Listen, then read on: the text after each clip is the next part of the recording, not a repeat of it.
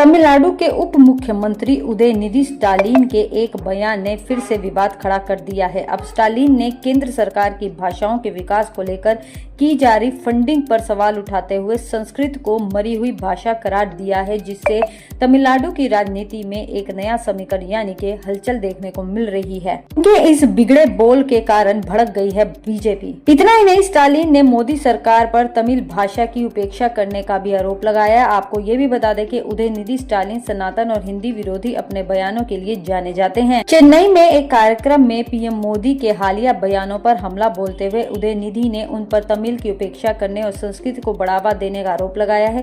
PM Modi को सीधे संबोधित करते हुए स्टालिन ने कहा कि जब आप तमिल सीखने के लिए इतने ही बेताब हैं तो बच्चों को हिंदी और संस्कृत क्यों पढ़ा रहे हैं। इतना ही नहीं, मुख्यमंत्री के बेटे उदयनिधि ने आरोप लगाया कि पिछले 10 वर्षों में केंद्र सरकार ने संस्कृत के विकास के लिए करीब 2400 करोड़ रुपए खर्च किए हैं, जबकि तमिल भाषा के लिए केवल 150 करोड़ रुपए आवंटित किए गए हैं। उदयनिधि के बयान के बाद तुरंत ही राजनीतिक विवाद शुरू हो चुका है।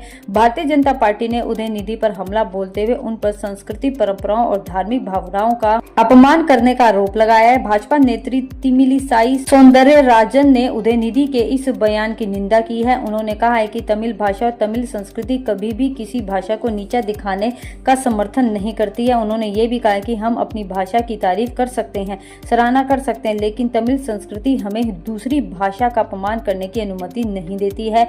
इतना ही नहीं, सौंदरराजन ने उदयनिधि पर हमला बोलते हुए कहा है कि वे पहले भी सनातन धर्म का अपमान कर चुके हैं और अब पूजा पाठ में इस्तेमाल होने वाली भाषा को निशाना बना रहे हैं।